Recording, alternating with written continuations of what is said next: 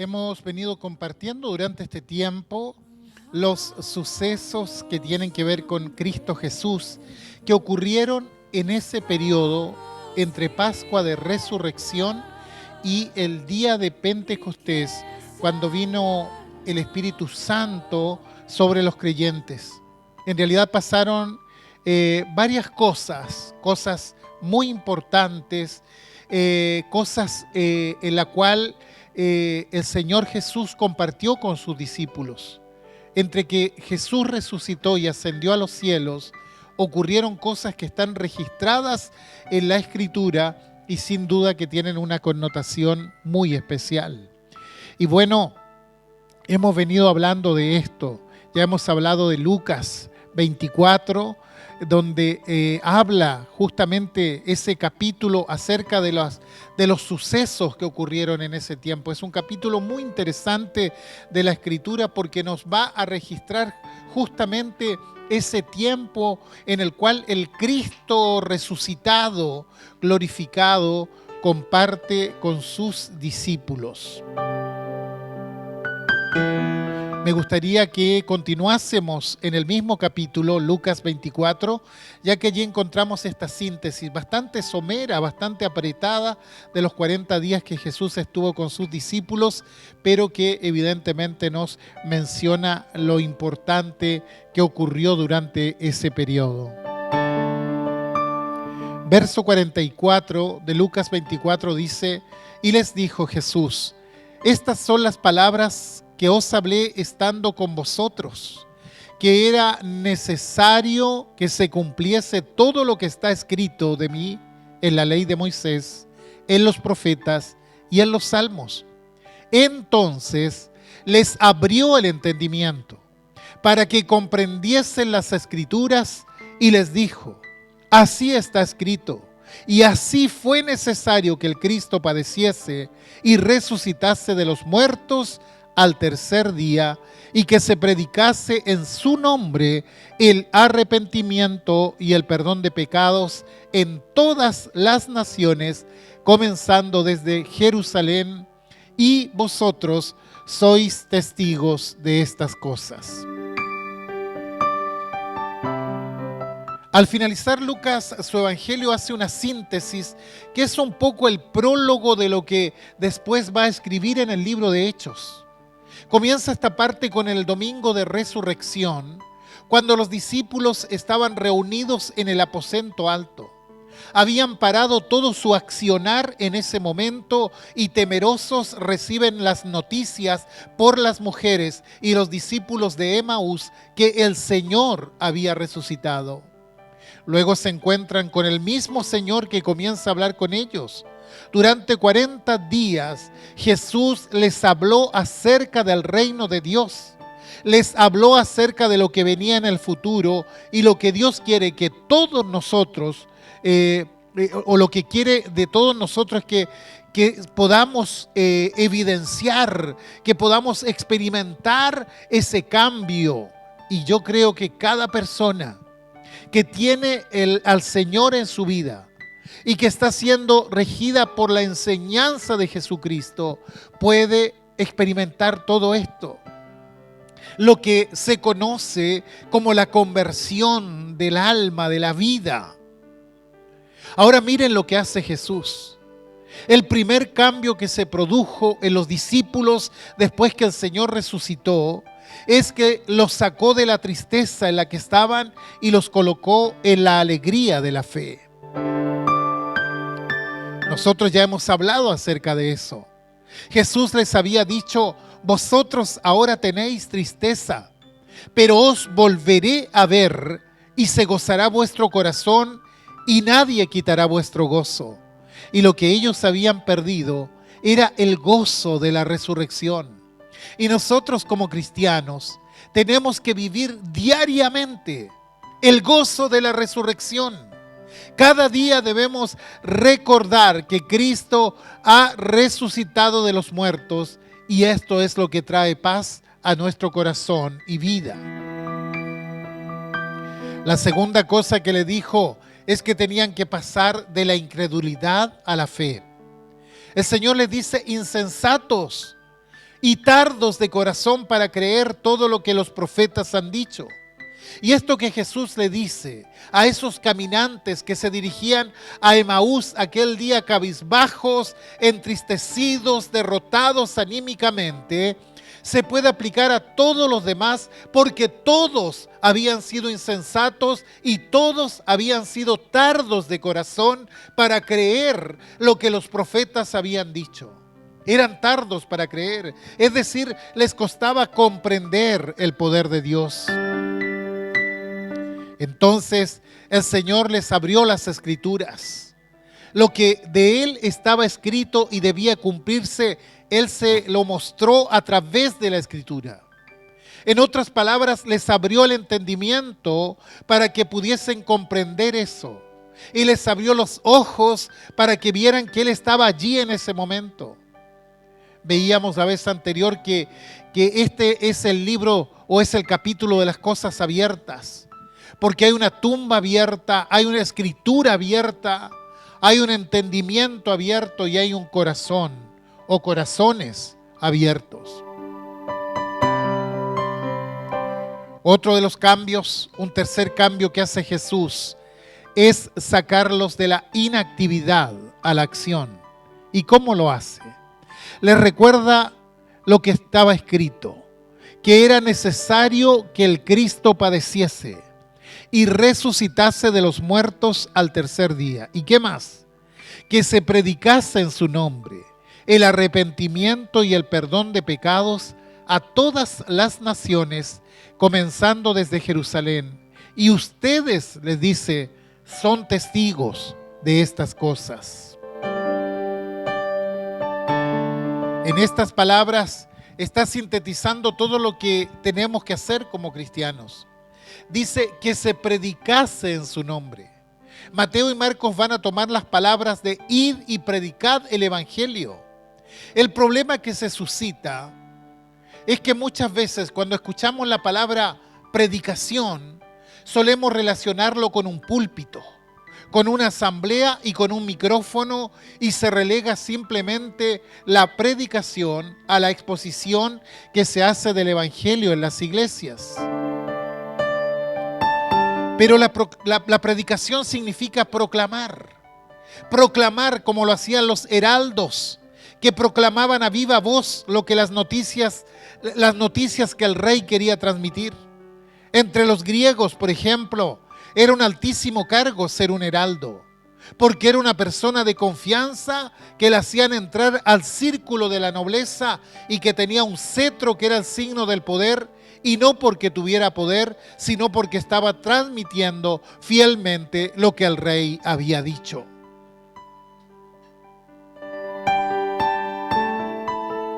Quiere decir que el heraldo era una persona que tenía que tener primero una dicción clara. Es decir, tenía que ser entendible lo que decía o transmitía.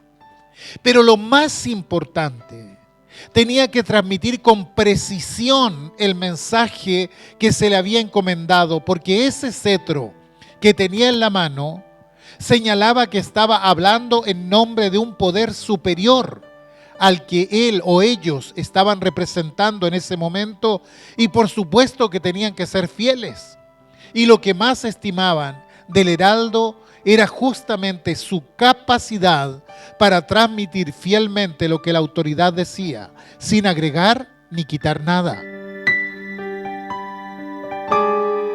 Jesús utiliza esta palabra y dice que nosotros, sin agregar ni quitar nada, es decir, con precisión, tenemos que transmitir el mensaje de fe a todos los hombres.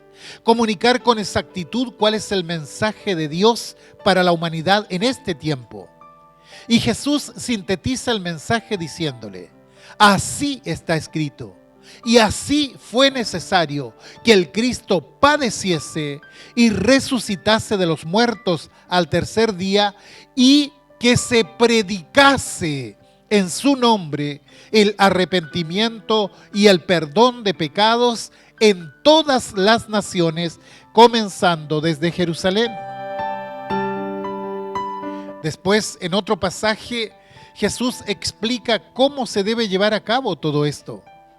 Dice: id, y haced discípulos a todas las naciones, bautizándolos en el nombre del Padre y del Hijo y del Espíritu Santo, enseñándoles que guarden todas las cosas que os he mandado, y aquí yo estoy con vosotros todos los días hasta el fin del mundo. Amén. Esta es la síntesis de lo que es la misión que tiene un cristiano en la tierra, que predique en el nombre de Jesús. Ahí está el heraldo, porque no habla por su propia cuenta, sino en nombre de Dios. Que se predicase en su nombre el arrepentimiento y el perdón de pecados. Y esto no es una novedad. Cuando usted lee el Evangelio, el primero que habló de eso fue Juan el Bautista. Dice Mateo 3, en aquellos días vino Juan el Bautista predicando en el desierto de Judea y diciendo, arrepentíos porque el reino de los cielos se ha acercado. Y esto fue justamente lo que Jesucristo comenzó a decir, porque después que fue encarcelado Juan, Jesús también comenzó a decir, el tiempo se ha cumplido, el reino de Dios se ha acercado, arrepentíos y creed en el Evangelio, en la buena noticia. Ahora, ¿por qué se transmitía eso? Porque la sociedad de aquel entonces era muy similar a la sociedad de hoy. La gente en los tiempos de Jesús no estaba conforme con la situación que vivían, no estaban conforme con los problemas que tenían y todos decían que necesitaban un cambio. Y Jesús comparte este pensamiento. Esta sociedad necesita un cambio. Ahora, si todos nosotros pensamos que nuestra sociedad necesita un cambio, en algo coincidimos con Jesús. Porque Jesús dice, sí, esta sociedad tiene razón, necesita cambiar. Ahora el asunto es que la gente en general, cuando piensa en un cambio, y esto era lo que pensaba la gente en tiempos de Jesús, piensa que el cambio tiene que ser político o tiene que ser económico. Y fíjense que todo se centra en eso. Necesitamos un cambio político y un cambio económico. Pero Jesús dice no. El cambio que necesitamos es un cambio mucho más profundo. Necesitamos un cambio ético y espiritual, y aquí está apuntando a la raíz del problema. Estimados, el problema no es ni económico ni social. Por cierto que está, y lo vemos. Pero eso es la consecuencia. Ese es el síntoma, como dicen los médicos. No tenemos que confundir la fiebre, que es un síntoma, con la enfermedad. El problema económico, el problema político, el problema social es el síntoma. La enfermedad de base es el problema ético y espiritual. El problema es que la sociedad decidió vivir de espalda a Dios y en consecuencia estamos como estamos. Y la clave que da el Señor es que hay que cambiar la forma de pensar. Y eso es justamente lo que quiere decir arrepentirse.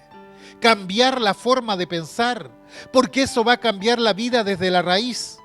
Entonces muchos quieren un cambio en todos los lugares, en todos los países, no solo en Chile. La gente busca un cambio, pero siempre apuntan a un cambio externo, a un cambio social, político, económico. Pero nadie ve cuál es el problema real, nadie ve su problema personal.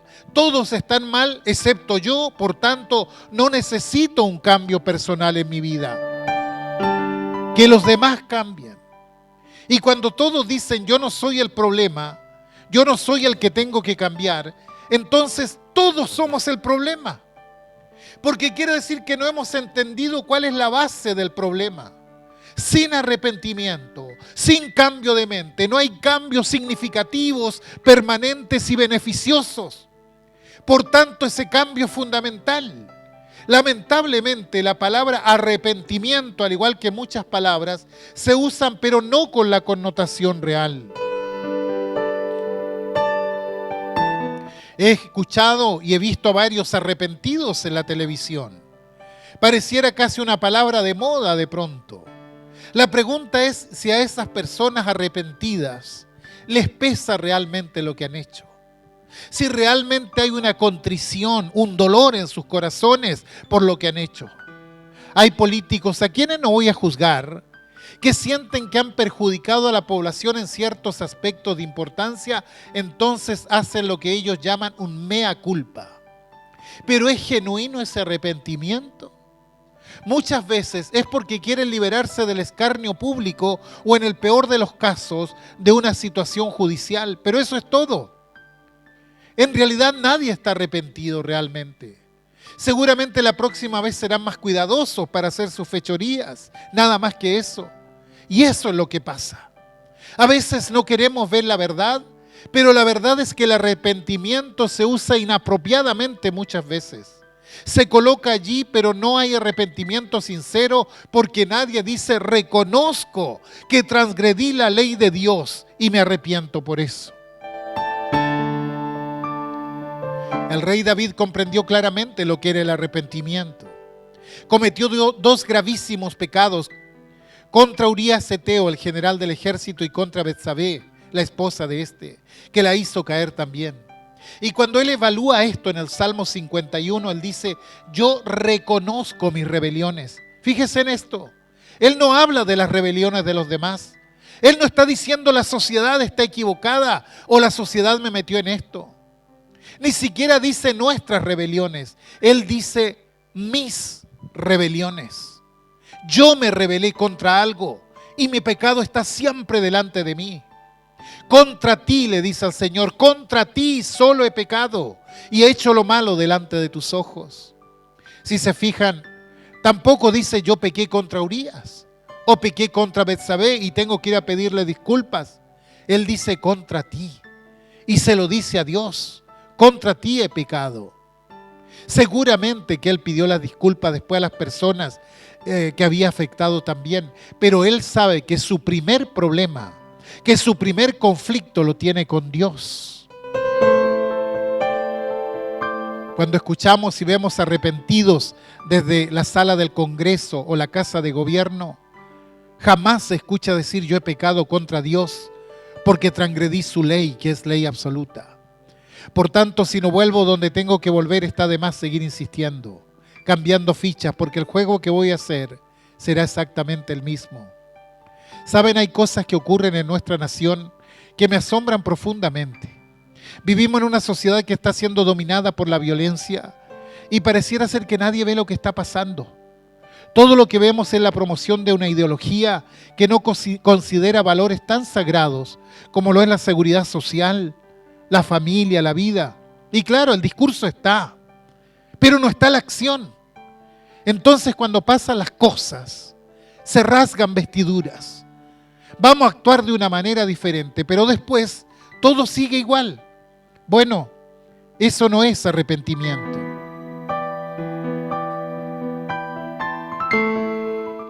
Quiere decir que moralmente y espiritualmente como nación estamos en la miseria. Y la miseria no es económica, la miseria es moral. El verdadero arrepentimiento entiende que el mal es haber trastornado las leyes de Dios, porque pecado es transgresión a la ley divina. Y justamente eso es lo que nos ha pasado. Quiere decir que vivimos en un país que necesita arrepentimiento y todos nosotros necesitamos arrepentirnos. ¿Qué es el arrepentimiento? Es básicamente un cambio en la escala de valores. El apóstol Pablo, mirando su vida y mirando el momento en que había sido golpeado por Dios, no solo se arrepiente, sino que además cambia su forma de pensar. Él dice: cuántas cosas eran para mí ganancia, las he estimado como pérdida por amor de Cristo. ¿Qué quiere decir? Yo cambié mi escala de valores, porque antes creía que esto era importante. Ahora me di cuenta de que esto es lo más importante y es a esto que me lleva el verdadero arrepentimiento. No banalicemos el arrepentimiento. No es que en un momento dado me golpeo el pecho, pero luego no se produce ningún cambio desde adentro. Ese no es verdadero arrepentimiento. El arrepentimiento al cual llama Jesús es un cambio desde adentro, desde el corazón. Y el arrepentimiento es la única posibilidad de cambiar una sociedad, porque si no hay arrepentimiento, no hay cambio. Cuando Jesús pasó por la ciudad de Jericó y vio a aquel hombre Zaqueo, que era un corrupto, diríamos hoy, un cobrador de impuestos que se quedaba con el dinero de la gente y que cobraba los impuestos en la ciudad más poderosa económicamente de Israel en ese momento, que era justamente Jericó, podemos imaginarnos el caudal económico que poseía ese hombre. Jesús le dijo: Zaqueo, baja del árbol, porque se había subido a un árbol para ver a Jesús debido a que era de bajo de estatura. Zaqueo, baja, quiero hablar contigo, vamos a tu casa. Y entonces habla con él en privado. Y cuando terminaron de hablar, Zaqueo se arrepiente y dice el relato: entonces Zaqueo, puesto en pie, dijo al Señor: he aquí, Señor, la mitad de mis bienes doy a los pobres, y si en algo he defraudado a alguno, se lo devuelvo cuadruplicado. ¿Qué pasó? Cambió su escala de valores. Cambió su forma de pensar. ¿Qué fue lo que le dijo Jesús exactamente? No sabemos, la Biblia no lo dice, pero les puedo anticipar algo que seguramente le dijo: mira, Zaqueo, arrepiéntete, porque sin arrepentimiento no hay cambio. Porque lo que nosotros vemos allí, en el caso de Zaqueo, es un verdadero arrepentimiento. Zaqueo no se arrepintió solo para quedar bien delante de Jesús. Él sí reconoce que hizo muchas cosas que eran moralmente incorrectas. Entonces dice: ahora agarro mi empresa y como estoy arrepentido, el 50% se lo doy a los pobres, y si en algo he defraudado, lo devuelvo cuadruplicado. Y cuando uno ve eso, entiende que hay arrepentimiento en este hombre. Por tanto, si hay arrepentidos, pero no hay cambios, en rigor no hay arrepentimiento. Esa es la verdad de las cosas. Los cristianos vivimos prácticamente en medio de una tormenta, y esto no es algo que nos pasa a nosotros solamente. En todos lados donde uno va encuentra un clamor diferente, porque en todos lados está pasando esto. Tanto la sociedad nacional como la internacional está pasando por esta crisis, y los cristianos vivimos en medio de esa tormenta. ¿Qué pasa? Que estamos rodeados de mentiras y de mentirosos, rodeados de corrupción y de corruptos, de perversión, de atropello a la justicia, de protección al delincuente, de perversión moral, de destrucción a la familia. ¿Por qué? Porque la sociedad se ha lanzado contra la familia como si fuera el gran enemigo para destruirla. Y si alguien defiende o la salva, resulta que se le condena.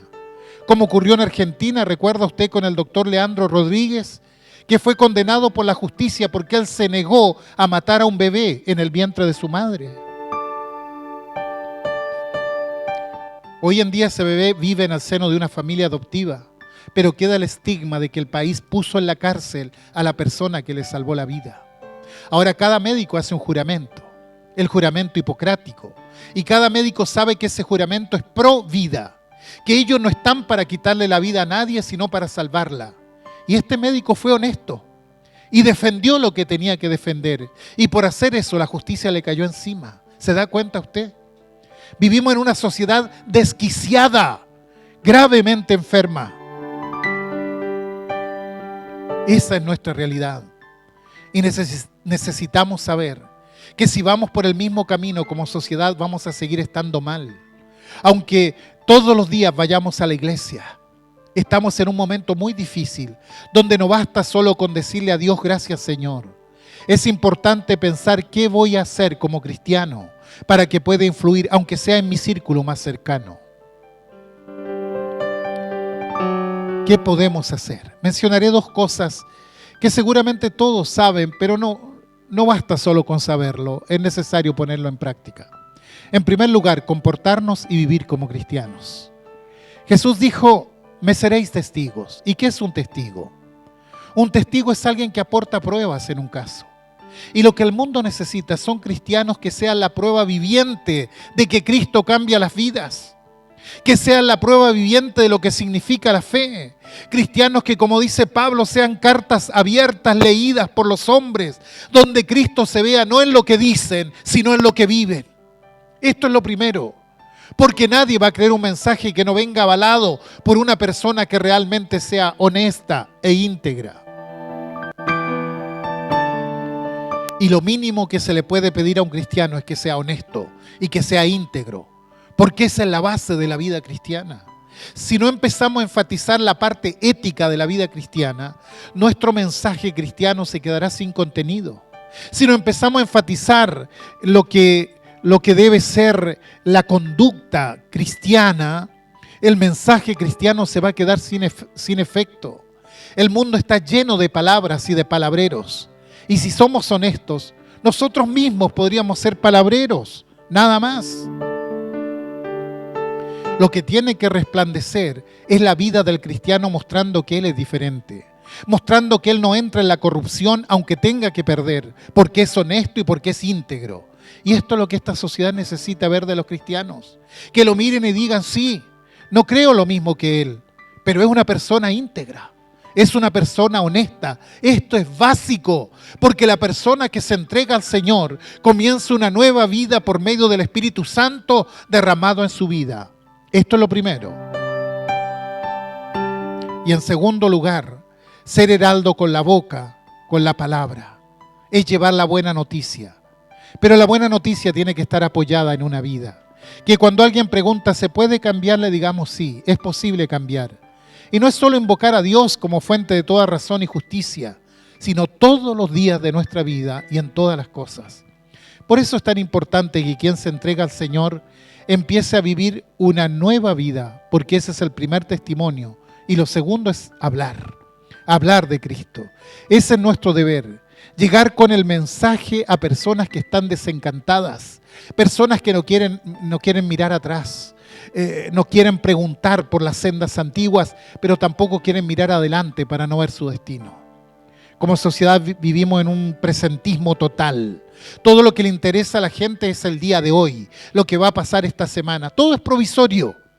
Es necesario llegar al corazón de ese hombre que tiene terror a mirar el pasado y recordar lo que fue, pero que también tiene terror a mirar el futuro y ver lo que va a pasar con él. A esa persona hay que llegar con un mensaje que le hable de la esperanza que hay si nos volvemos a Dios. A ese hombre que desconfía de las religiones, de las iglesias, y probablemente tiene razón. Un hombre que ha perdido el sentido de trascendencia, al que la vida dejó de ser una gran aventura con un gran final y simplemente está buscando divertirse en el presente. Un hombre descreído, materialista, hedonista, individualista. Ese hombre es el que está necesitando el mensaje de Jesucristo. A ese hombre es el que tenemos que ir a hablarles en este momento. Mostrarle a Cristo no solo con nuestras palabras, sino con nuestra vida, y hablarles de la necesidad de un cambio que venga de adentro. Si en los cristianos se produjera este cambio verdaderamente, podríamos hacer un cambio en la sociedad. Pero hay que levantar la voz. Y hay que hacerlo avalado de una vida íntegra que muestre que Jesucristo está allí presente. En el Antiguo Testamento hay una historia muy interesante, la de un hombre que se llamaba Esdras, que tiene que tomar una medida muy difícil, una decisión radical en el lugar donde está. Y le cuesta tomar esa decisión porque es difícil. Y vienen algunos de los consejeros y le dicen: levántate, porque esta es tu obligación y nosotros estaremos contigo. Esfuérzate y pon mano a la obra. Y yo siento que es lo que Dios nos está diciendo a nosotros como cristianos. Levántense, porque esta es su obligación. Esfuércense y pongan mano a la obra.